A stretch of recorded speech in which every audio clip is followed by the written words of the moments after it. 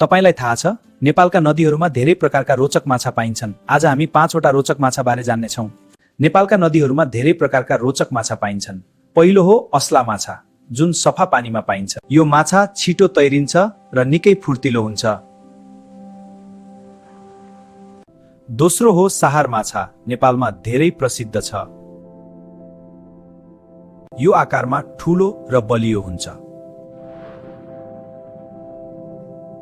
तेस्रो हो क्याटफिस, जसलाई दुम्सी पनि भनिन्छ।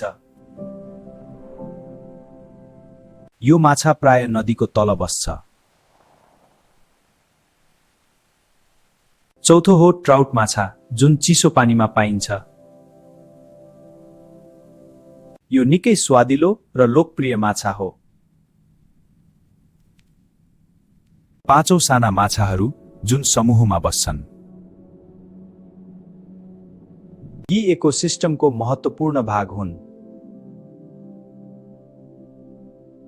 यी सबै माछाहरू नदीको जीवनसँग गहिरो रूपमा जोडिएका छन्।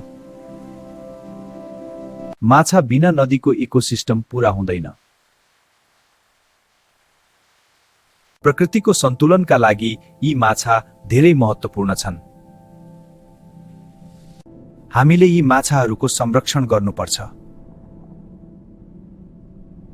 प्रकृति जोगाउनु भनेको जीवन जोगाउनु हो। यदि तपाईलाई यस्तो जानकारी मन पर्यो भने लाइक, शेयर र सब्स्क्राइब गर्नुहोस्।